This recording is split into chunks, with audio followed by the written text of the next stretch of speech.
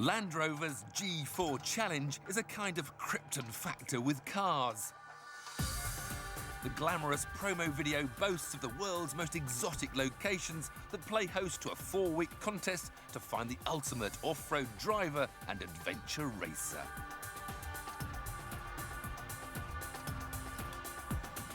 Only the very fittest of the fit need apply. The last winner was Rudy Tolin, an F-16 fighter pilot from Belgium.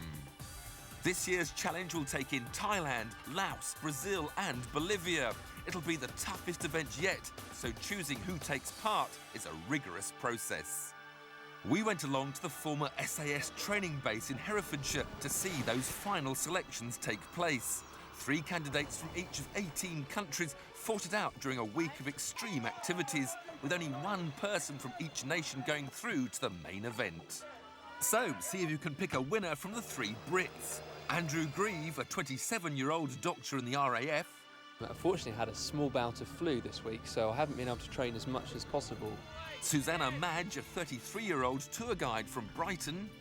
It involves me sitting at the front of a bus next to the driver with a microphone in my hand with a bunch of Americans behind me, telling them all about the places we're visiting. And 31-year-old Brian Reynolds, a train engineer from Chesterfield. It's full on from 6 in the morning till about 10 o'clock at night. It's cold, we're getting wet and muddy, we're running around a lot, we're driving a lot. It's fantastic, really good week. It was clear the UK team was a particularly diverse mix of characters. Later in the show, we'll see how things got rather tense towards the end. We need to do the other one. Make a decision. Make a decision. Come on. And how they coped with an unexpectedly dramatic climax. If he stops breathing, he's got like 4 minutes before brain damage sets in. Don't you want to get him out of the car first? But first, how did they rate each other? Brian lacks confidence, unfortunately. He's a very, very good sportsman. He's a good cyclist. He's obviously spent many, many years researching this. It's something he desperately wants to do.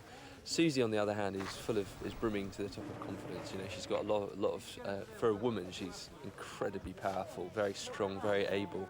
Brian is a train engineer. He's very strong technically at some of the individual events. Andy, probably not technically so strong at any of the events, but he's very, very personable.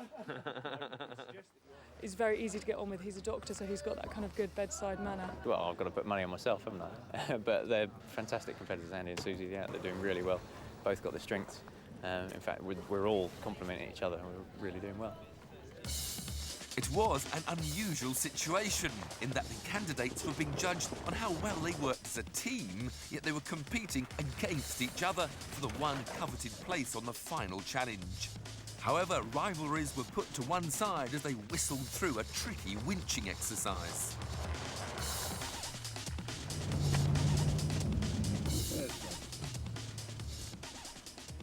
Yes, even a £50,000 Range Rover with special tyres can get stuck. But there's a serious point here. If this happens in the remote jungle of Laos, which is untouched by civilization, you need to be able to save yourself, because it's a long walk home. You can declutch that and then start to pull backwards. All the expedition cars come equipped with the ultimate winch, a £1,500 device capable of hauling 4 tons. You need a suitably solid anchor point and a wide nylon tree trunk protector. Now, one of the key things you need to do, Brian, is make sure the strap is as low as possible around the tree and it's flat, OK? So let's just get that. This is a special plasma rope, even stronger than steel cable and 1/10 of the weight. And unlike cable, if it snaps, the rope just drops to the ground rather than whipping through the air, slicing everything in its path.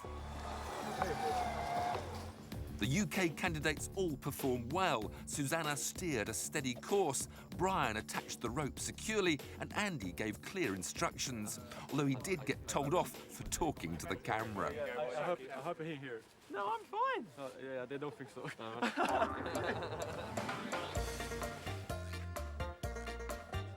The other nations seem to make life very complicated for themselves. Buggered. Absolutely buggered, this vehicle. As you can see, it's smoking away, and they've got a very, very complex winching system going on. I think a lot of the problem with this is there's too many chiefs and not enough Indians.